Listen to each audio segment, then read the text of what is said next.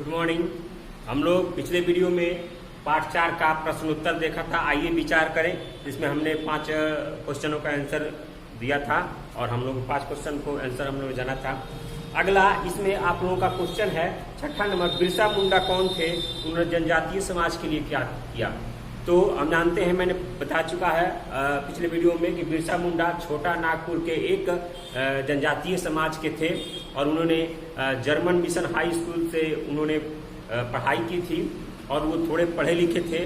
तो वो साहूजनों, महाजनों, साहूकारों, अंग्रेजों के अधिकारियों की स्थिति वो जानते थे, ब्याज की समझ थी, इसीलिए उन्होंने उनके खिलाफ आंदोलन किया। छोटा नागपुर के एक छोटे से शहर में उनका जन्म हुआ था। बिरसा मुंडा स्वयं को भगवान मानते थे। वो अपने आप को सिंहबोगा, जो उनके जनजातीय समाज के जो देवता थे, वो अपने आप को मानते थे। उनका जन्म 1874 ईस्वी 15 नवंबर सन 1874 ईस्वी में छोटा नागपुर के प्रमंडल में उनका उलिहातू गांव में हुआ था। उसके निकट एक चलकत गांव है, क्षेत्र है छोटा सा, उसमें उनका जन्म हुआ था। उनके पिता का नाम सुगना मुंडा और माता का नाम कदमी था।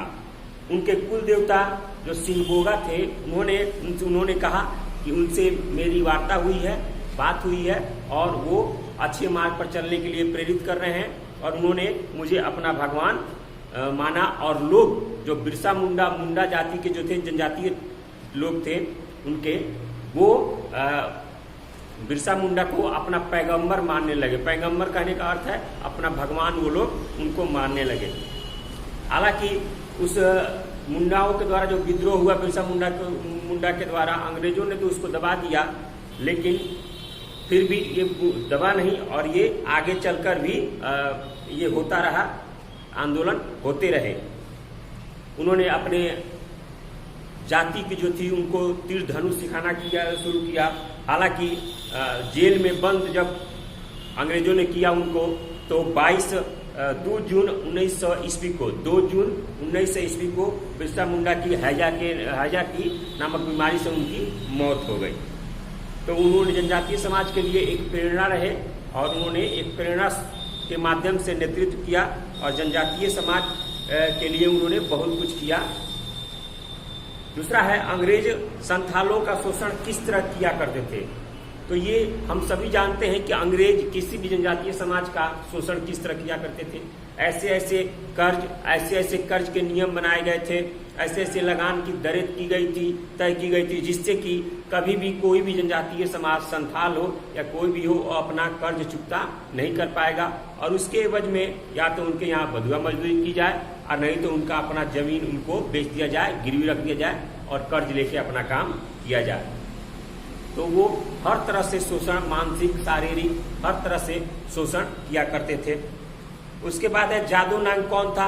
जादू नांग मैंने बताया था कि ये आपको मणिपुर, नागालैंड, ये इस क्षेत्रों में जादू नांग रहता था और वो काफी कुशल नेतृत्व करता था और नागा जनजाति जो थी उसका वो नेता था जादू नांग। हालांकि उस समय जादू नांग ने 3 जातियों को मिलाकर अपना एक गुट बनाया, एक अपना संगठन बनाया, जिसमें जादू नांग उसका नेतृत्व करता बना, जिसमें रंगमेई जनजाति थी, जादू नांग जनजाति थी और रंगमेई जनजाति और जादू नांग, ये लोग मिलकर एक आंदोलन करने के लिए एक संगठन बनाया, एक गुट बनाया और उसका नाम जेलियांग आंदोलन के नाम से जाना जाता है। यानी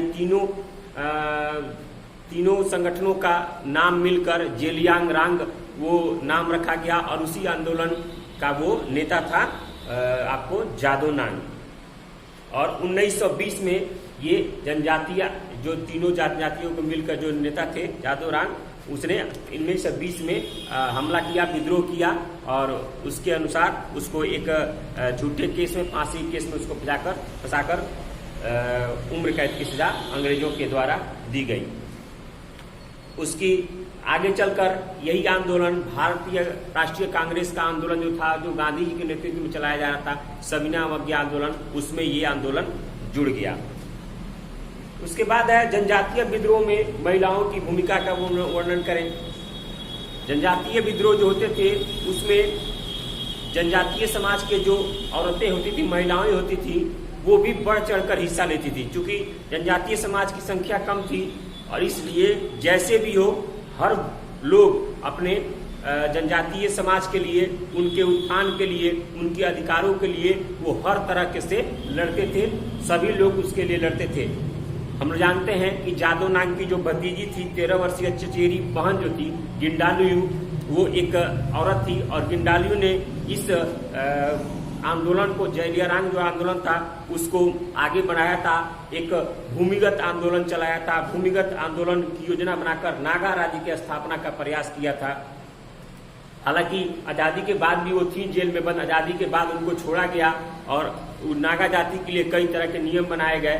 तो ये महिलाओं की उपस्थिति दर्शाती है कि किस तरह महिलाएं भी उस आंदोलन में सक्रिय थीं। उसके बाद है जनजातीय समाज की महिलाओं का घरेलू उद्योग का था। उस जनजातीय समाज के महिलाओं का घरेलू उद्योग था, वही बुनकर का काम था, जंगल से लकड़ियों को काटना का काम था।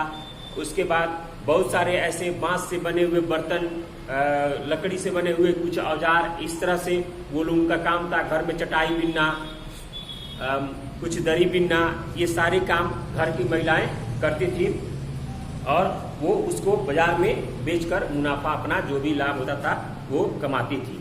तो जनजातीय महिलाओं का ये स्थिति था अपने समाज में।